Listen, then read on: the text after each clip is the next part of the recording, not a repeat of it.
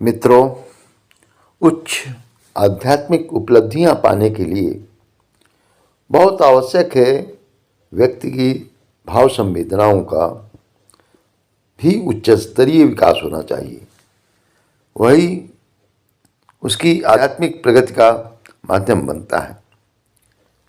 वस्तुतः उच्च स्तरीय भाव संवेदना विकसित करने के लिए आरंभिक अभ्यास साकार पूजा के रूप में आसानी से संभव है।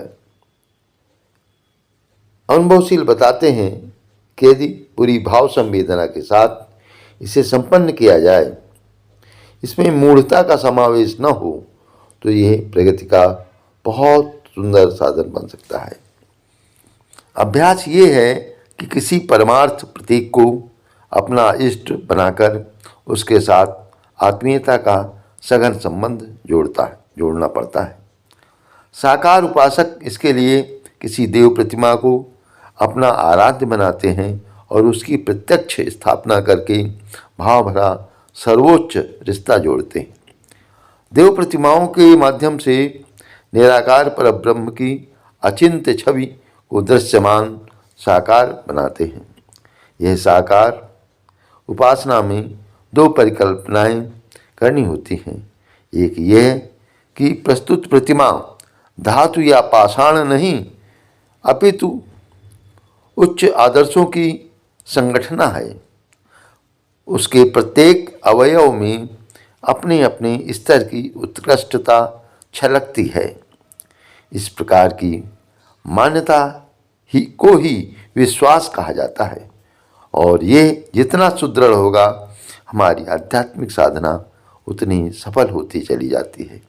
इस स्थापना पर श्रद्धा का, आत्मीयता का आरोपण भी किया जाता है। इसके प्रति प्रेम भाव दर्शाने के लिए नवधा भक्ति में प्रयुक्त होने वाले पूजा अर्चन के पुष्प, धूप, दीप, नैवेद्य आदि अर्पित करने होते हैं।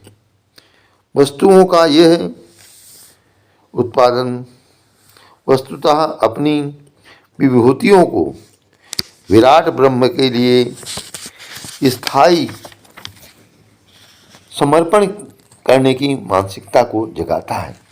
ये भाव परिपुष्ट होता है कि हमें जो भी अर्जित है उसे हम पूरी श्रद्धा के साथ उस अपने इष्ट को अर्पित कर रहे हैं।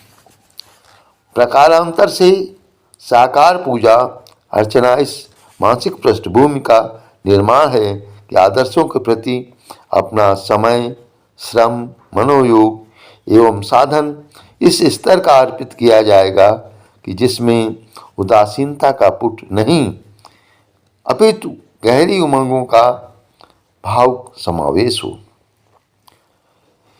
इस प्रयास को परमार्थ परायणता की तैयारी कहा जा सकता है। मोह माया में बद्ध जीव संकीर्ण स्वार्थपरता के छोटे दायरे में नाले के कीड़ों की तरह हाथ पैर पटकता रहता है। गूलर के पेड़ों में उगते रहने वाले भुनगों की तरह अंधी हलचल करता रहता है, पर जब उसके अंतराल में प्रेम भावना का उदय होता है तो स्व को पर में समर्पित करने के लिए वह व्यक्ति आतुर उठता है और साधक की यह प्रगति का बहुत बड़ा आधार बनता है। प्रेम को प्रतिमा के माध्यम से गुरु या महामानव को आधार मानकर विकसित तो किया जा सकता है, पर उसे उस दायरे में सीमित नहीं रखा जा सकता। जैसे कि सूर्य पूर्व से उदय होता है, पर सदैव वह उदयाचल पर ही नहीं बैठा रहता। उसे समस्त जगती पर अपनी ऊर्जा आभा बिखेरनी पड़ती है। भक्तजन किसी छोटे भगवान के साथ लिपटकर छोटे नहीं बने रहते, वरन महान के साथ जुड़कर अपना दृष्टिकोण, चिंतन एवं प्रयास संपर्क क्षेत्र से आगे बढ़कर अधिकाधिक सुविस्तृत करते जाते हैं। अग्नि के लिए समर्पित होने वाला ईंधन अग्नि रूप ही हो जाता है। भक्त की समस्त भाव संवेदनाएं ईश्वर जैसी उदार एवं महान बनती जाती हैं।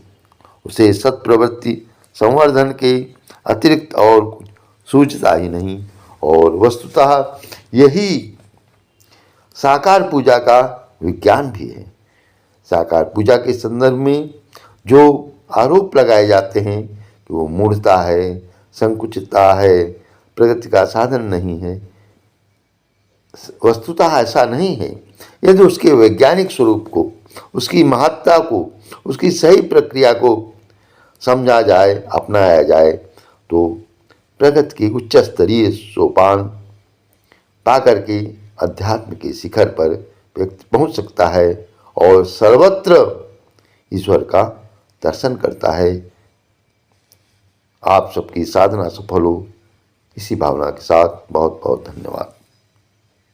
कृपया चैनल को लाइक, सब्सक्राइब और शेयर अवश्य करें। धन्यवाद।